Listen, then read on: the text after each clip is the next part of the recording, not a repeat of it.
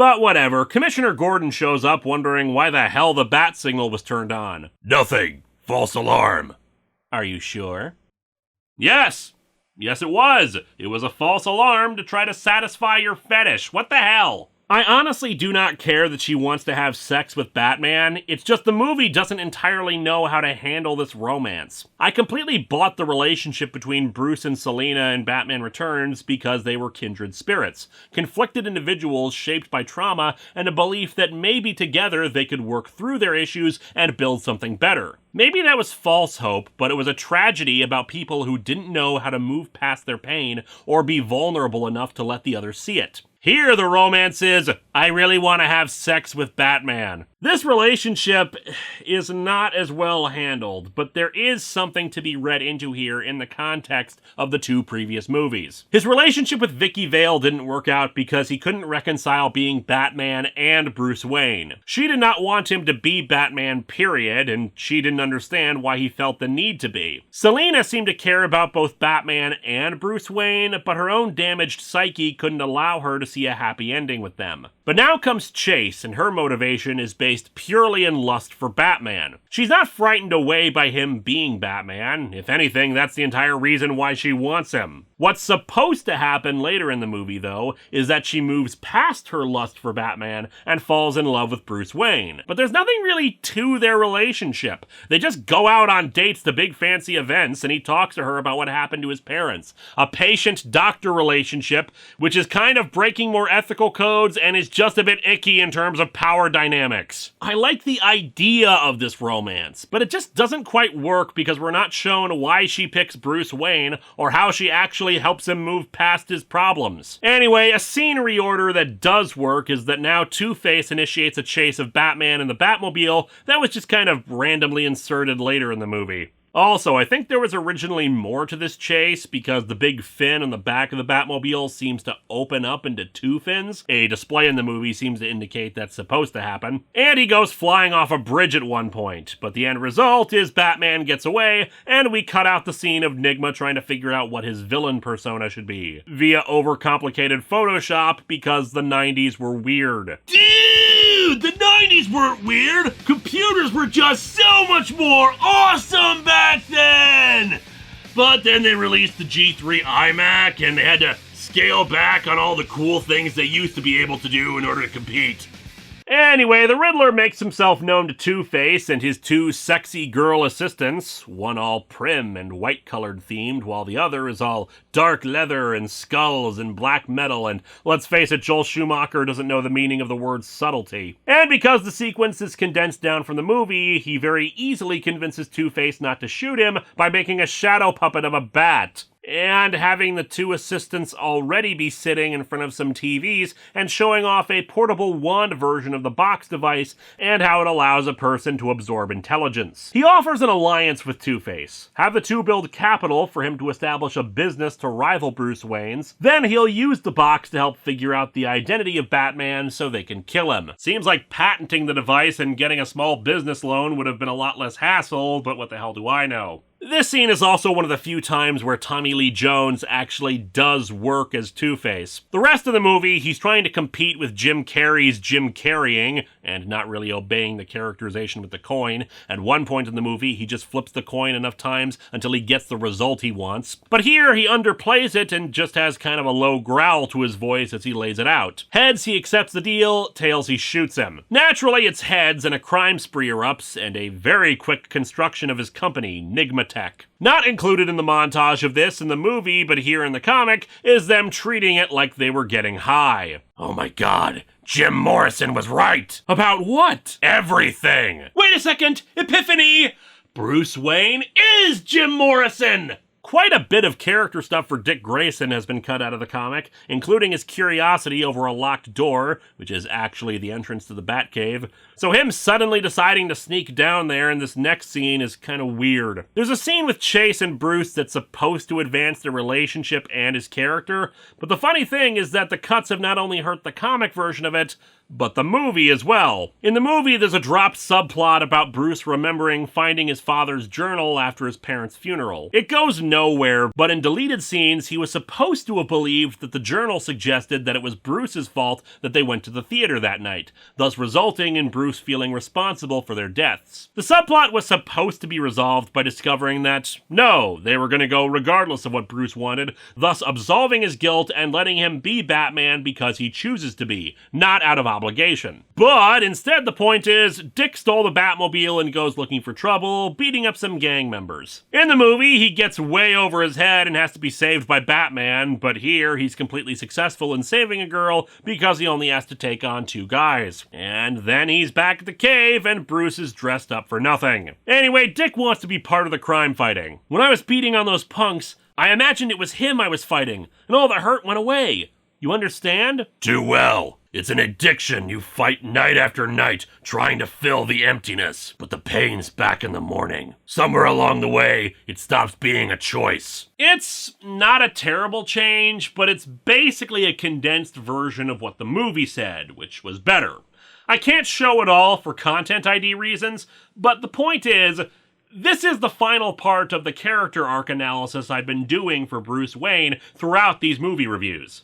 But your pain doesn't die with Harvey, it grows. Until one terrible morning you wake up and realize that revenge has become your whole life. In the first Tim Burton movie, Batman killed the Joker, avenging his parents' death, and in Batman Returns, the first time we see him, he sits alone in a dark room with nothing to say or do but wait for the bat signal to come on. He kills more people until he encounters a woman just like him, and he sees the first sign of redemption. Apparently some more deleted dialogue from Batman Forever would have made explicit references to how Batman has killed people too, and it's a shame that it was cut. Selina's quest for revenge only ended in her death, and it would likely have resulted in Bruce's own if he hadn't started to stop himself, because nothing has been achieved. Killing the Joker didn't magically make his parents alive again and restore all his youth. Sticking dynamite in a member of the Red Triangle Circus didn't undo his trauma or give him a new lease on life. All it did was end more people's lives. I like to use that line from the movie Camelot because it's utterly true. Revenge,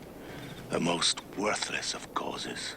Revenge is not justice, and it's not peace of mind. Sure, it might help for a little while, but it doesn't solve his actual issues. And as I stated earlier, that is Bruce's arc in this movie. Choosing to be Batman, not because of a quest for revenge or out of guilt, but because he genuinely wants to do good and help people. And seeing Dick Grayson, consumed by as much murderous need for vengeance as he himself once had, he wants to stop him from going down the same self-destructive path he sees himself on. But enough about that, time for a big Nigmatech party to show off some new version of the box. Bruce, old man, so glad you could come. How do you like my invention? Very impressive. You painted a blender green and stuck some fins on it. I'd have never have thought of that.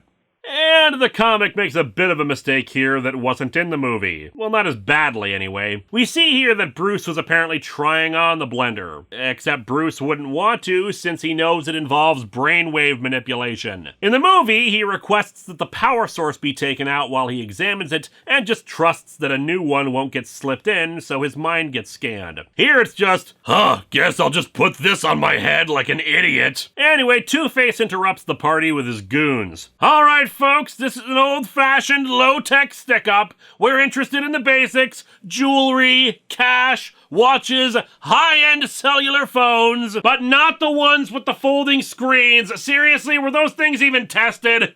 Bruce slips out and changes into his costume to fight. During the brawl, Chase kisses him and tells him to come to her place at midnight. Then what follows is a kind of convoluted plan that gets Batman down into a construction area that he tries to blow up. When the fire fails, because his cape has some kind of special T-1000 liquid metal technology if the movie is to be believed, he just drops a bunch of sand and debris on him. Fortunately, Dick is there in his circus garb, and a Robin symbol already on it because shut up, to rescue him, though Bruce has to be an asshole about it. In the cave, after Dick walks off, Bruce scolds Alfred for encouraging Dick in this matter. "Sir, young men with a mind for revenge need little encouragement. They need guidance. I'm just guiding him towards vigilantism. Nearby is a TV giving an editorial. Batman is a magnet for so-called supervillains. Only when Batman hangs up cape and cowl will Gotham be spared this violence. Why did I even turn this on? He wonders if it's time for him to retire, settle down with Chase. I know now I've never been in love before. Bruce, it's me, Selina. I survived with one life left, and I want to spend it with you. Yeah, Selina, I've never actually been in love. Bye! He's worried that Chase loves Batman and not Bruce Wayne, but Alfred encourages him to go to her and tell her how he feels. However, she admits that while this is everything she wanted, she's fallen for Bruce, which puts a creepy smile on his face. Back at Enigmatech, Bruce's little maneuver of putting on the blender resulted in the Riddler getting a read of his mind. Riddle me this! What kind of a man has bats on the brain? A chiropterologist? It's apparently Halloween now, well, even less so in the comic than in the movie, and Bruce has done the most Halloween-y thing he could do to celebrate. Bring his girlfriend over to admit that he loves her and that he was Batman. But before he can get to that, Two-Face, Riddler, and the goons show up and knock Bruce out. Riddler goes down into the Batcave and destroys everything he can find. They take Chase back to the island, where a news report indicates that Bruce is alive, recovering from a head injury. I must admit, the man's refusal to die really is annoying. Okay, yeah, definite change from the movie. Riddler stops Two-Face from shooting him in the head straight on. He wants him to die in a very specific way and left a riddle for him to reveal his identity. Come to think of it, in the comic, the Riddler has made all of one riddle! Batman will come for me. I'm counting on it! Then why are you surprised that he's alive? Using the riddles, the ones not shown in the comic, Bruce deduces that each of them contains a number and guesses that they correspond with letters of the alphabet. M-R-E, Mr. E, or Mystery, or Enigma, or in other words, Edward Nygma. Oh my god! Edward Nygma is Two-Face! The deeper levels of the cave survive the attack, leaving the Batboat, the new Batplane, and a single prototype Batsuit still functioning. After a suiting up montage, Dick arrives in his new costume created by Alfred, which is basically a takeoff of the Tim Drake outfit, but made of rubber. The scene where Two-Face and Riddler try to take the two down using mines and a battleship game, yes, seriously, this movie is really confused about its tone, is excised, so the two arrive uneventfully. Except it looks like the Batplane can convert into a submarine in this sequence, so what's even the point of having two separate vehicles and not just two Batplanes? The two get separated, with Two-Face going to try to kill Robin on his own, but almost getting knocked off a cliff. However, Robin decides he'd rather see Two-Face in jail without any real arc explaining why, but that just ends up with him getting captured. Batman confronts the Riddler, who suggests that Batman and Bruce Wayne can't truly coexist and thus must choose between his two lives via choosing who to save from falling to their deaths, Chase or Robin. Edward, you've become a monster! I mean, that's pretty self-evident based on the outfit he's wearing. Before the Riddler can send them to their doom, Batman throws out a special batarang at the giant version of the box, which, for some reason, overloads Edward's head, and oh look, it really does look like he has a giant brain in the sequence. Not sure how he knew that had happened, or indeed why it's happening at all, but whatever. The two are still sent falling, but Batman is able to save both. Two-Face then tries to deal with him, but Batman reminds him to flip his coin to be sure. However, Batman tosses a bunch of coins into the air near him, so he doesn't know which one it is and falls to his death. You see, Robin, murdering people is bad, but if you let them die by playing on their psychoses, it's okay! And so our comic ends with Batman declaring to the Riddler that he is indeed Batman and Bruce Wayne because he chooses to be, and Nygma gets sent to Arkham Asylum. Does it ever end, Alfred? No, miss. Not in this lifetime. And that's why you're not in the next movie, and the love interest there barely exists. This comic sucks. It's an okay adaptation for the most part, but that's only because the source material wasn't really that great to begin with. Like the movie, it cuts out the subplot regarding Bruce's father's journal, but it feels like the actual character arc for Bruce is even more condensed. However, the comic really does play up Nygma's own insanity growing throughout the story, less in regards to him being hyperactive, and more just degenerating into homicidal madness, but without the thing he's actually named for. The riddles! Everything looks about right, down to the color scheme matching the movie's own confused tone, the mixture of the dark, gothic grays, and the beginning of the neon era that would be more evident in Batman and Robin. Dick's own character arc is condensed as well, not even explaining where the Robin name came from that the movie did. Like the movie it's based on, it's certainly goofier than what came before it, but it's not entirely without merit. It's just a very confused film that was trying to still stay true to what came before, while moving in a more cartoonish direction that would eventually doom this era of the franchise, just making it and the comic adaptation overall not good. Next time, Movie Adaptation Month moves into something a lot more properly fun. For you, the day I reviewed this comic was the most important day of your life. But for me, it was Monday.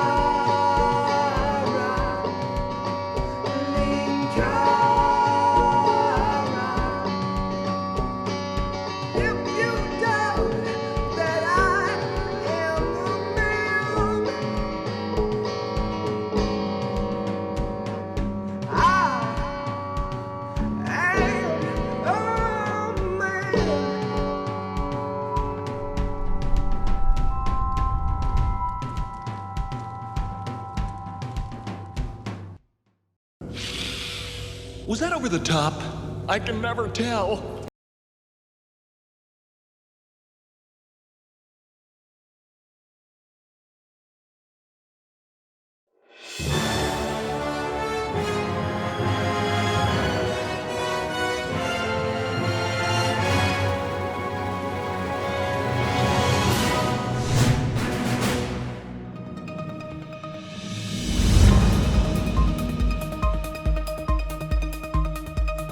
Good evening, I'm Danielle Dentari. And I'm George Reese. And this is your Contest of Champions news update, reaching out to 3 million parallel universes and 2,000 associated subdimensions. And a solemn greeting to those universes celebrating the first day of Ibulara, Festival of Blood. But the solemnness will have to wait around here, as we're here to report that the first round of the 1049th Contest of Champions has ended. From 32 initial contestants, 16 will be moving on to round 2.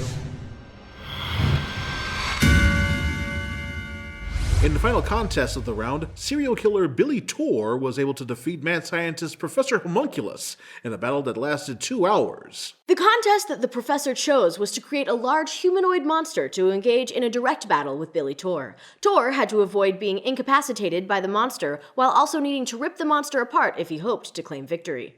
Unfortunately for the professor, Billy Tor proved more powerful than anticipated and succeeded in dismembering his opponent. The professor attempted to appeal the decision to the Temlins, claiming that Billy Tor broke tournament rules by killing his creation. However, this appeal was rejected as the dismemberment was indeed part of the agreed-upon contest. I sat down with Billy Tor after his victory today to hear his insights on this contest and what might be coming. At any point during your battle with Professor Homunculus' creature, did you feel you weren't going to be able to defeat it?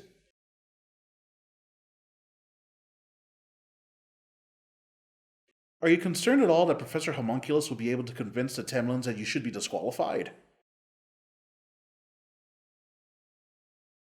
The betting boards of Alger have been buzzing lately that there will be a fight between you and Destro Galga. If that were to happen, do you think you could successfully take on a kaiju?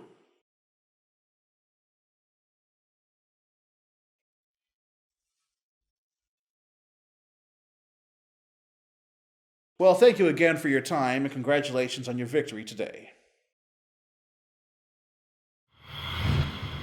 Wow. Powerful words, George. With Billy Tor's victory today, round 2 is just around the corner. Due Destro Galga, Atticus Kanan, Linkara, Heavy Rex, Sphinx Yonder, Billy Tor, the Bandit Chief, Pylo, the Blue Knight of Titan, Jenny Everywhere, Forrest, Robert Paul, Impera, Zagros, Chris Soulsword, and Steve. All the best luck in this next round. When we return from the break, we'll be joined by Demon Magician Cortel Valjean and former 875th contest winner Xenon the Librarian to discuss our favorite moments so far. To amend that, space rocker Shock Stargaze, despite losing to Robert Paul, will be sticking around here in the newsroom to join our panel of experts. But first, a word from Cuba Cola. Cuba Cola, the hypothetical soda. The 1049th Contest of Champions, brought to you by Cuba Cola. Enjoy the conjectural and metaphysical flavors of the hypothetical soda.